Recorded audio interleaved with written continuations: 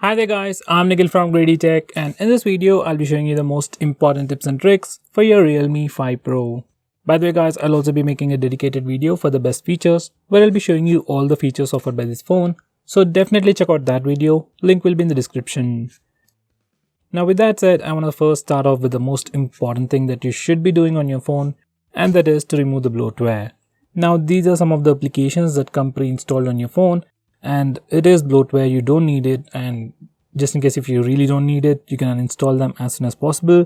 You can just long press it and then click app info, and from here you can uninstall it or disable that application. So if there is any application that you don't use, just uninstall it as soon as possible. Now the next thing I would suggest you to do is remove the lock screen magazine. Now every time you go to the lock screen, you will see a different wallpaper. Some people like it, some people don't. So if you don't like it, you can disable it from settings. Go to settings, then select home screen and lock screen magazine. Now select lock screen magazine.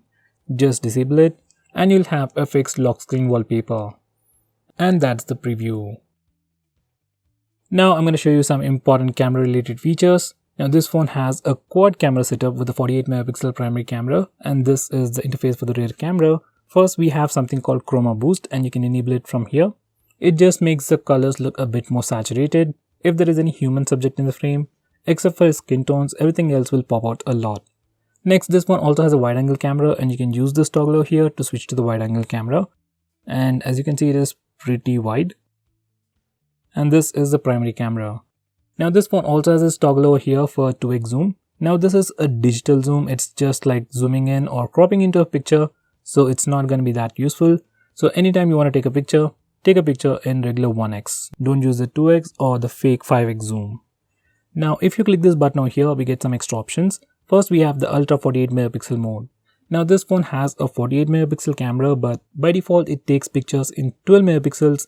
It merges information from 4 pixels into 1 pixel by process called pixel binning, and to give you a better image. But for some reason, if you want to take a 48 megapixel picture, you can take it from here.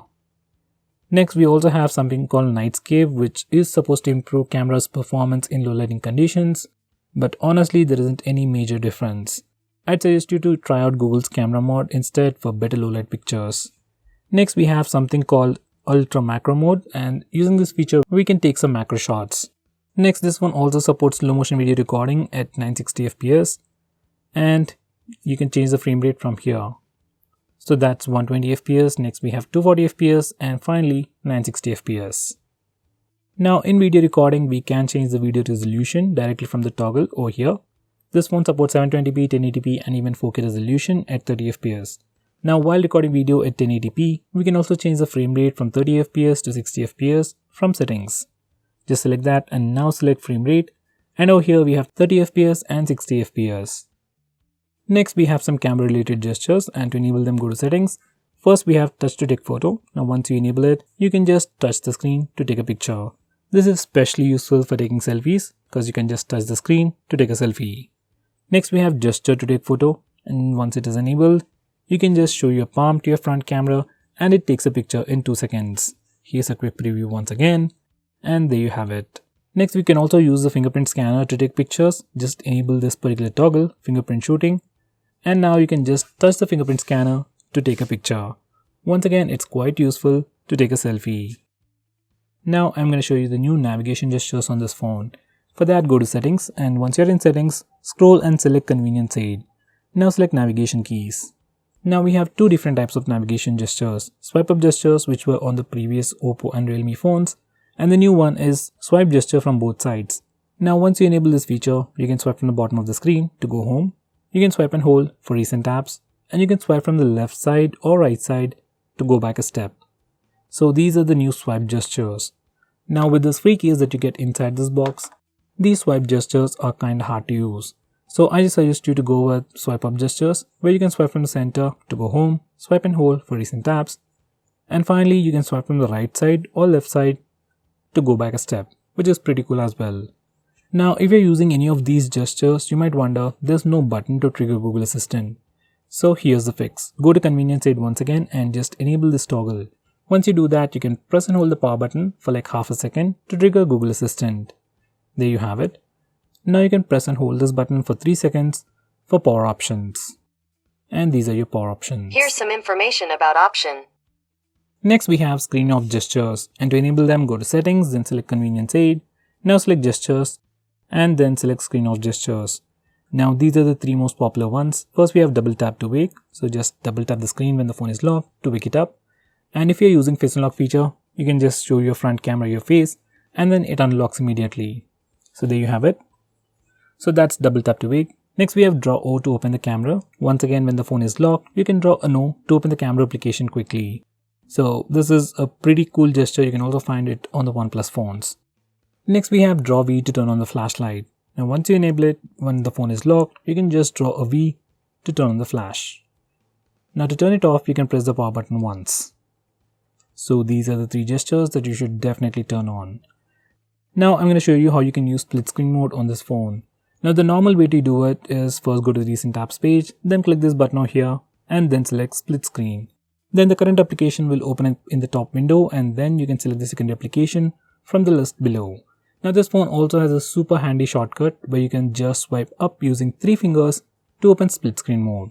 So that's split screen mode. I'm going to show you once again. Just swipe up using 3 fingers and it opens up split screen mode. And that's pretty cool. Now I'm going to show you how to record calls automatically on your phone. For that, open the phone dialer, then click this button and then select call recording and just enable this toggle. Once you do that, all the calls will be recorded automatically on your phone. Now this feature is available in India but might not be available in other countries. So if you can't find this feature, try using any third-party application. Now I'm going to show you how to take a screenshot on this phone. You can just press the volume down and power button both at the same time to take a screenshot. Now for some reason, if that's a bit hard for you, we also have the 3-finger screenshot gesture.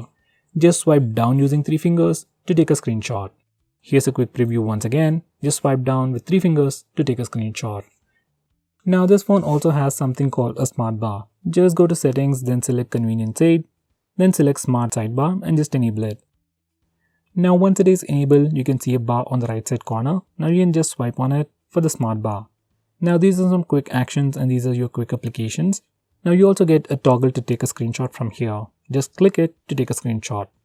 Now if you want to take a long screenshot, this is what you do. First you take a regular screenshot. You can either use the buttons, gesture or this shortcut.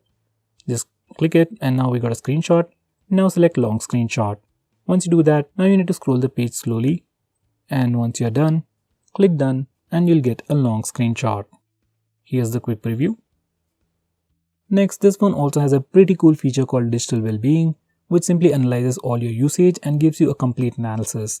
It shows you the screen on time, which applications you're using and so on. And using this feature, you can limit your own usage. Google has also brought in a new feature called wind down, which will help you sleep faster at night.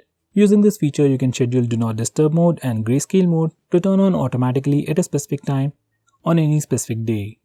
Now here's a quick preview of grayscale mode.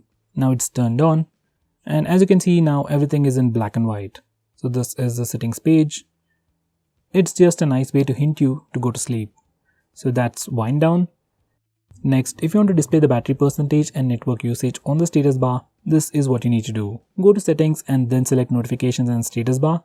Now for battery percentage, just enable this particular toggle and you can see the battery percentage over here inside the battery icon. And once you enable this toggle, you can see the network usage on the status bar all the time. Now this is the recent apps page and by default you can't see the memory usage over here. Now to display the memory usage in recent apps page, this is what you do. Go to settings, then select additional settings. Now scroll down and make sure you enable display RAM memory information in the recent tasks. Once you enable this toggle, you can see the memory usage in the recent apps page. Now I'm going to show you how you can change your default apps, default browser, default phone dialer, default launcher and so on. For that, go to settings, then scroll down and select app management. Now select default apps.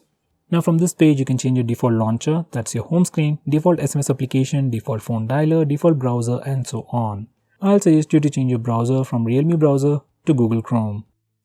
So guys, these are the most important tips and tricks for your Realme 5 Pro. If I missed out on anything important, do let me know by commenting below this video, and if you're planning to buy this phone, use the link in the description, it always helps the channel. If you want us to make any specific video, tweet out to us with the hashtag AskGreedyTech on Twitter and we will try to make it as soon as possible. I'm Nikhil from GreedyTech signing off, have a nice day.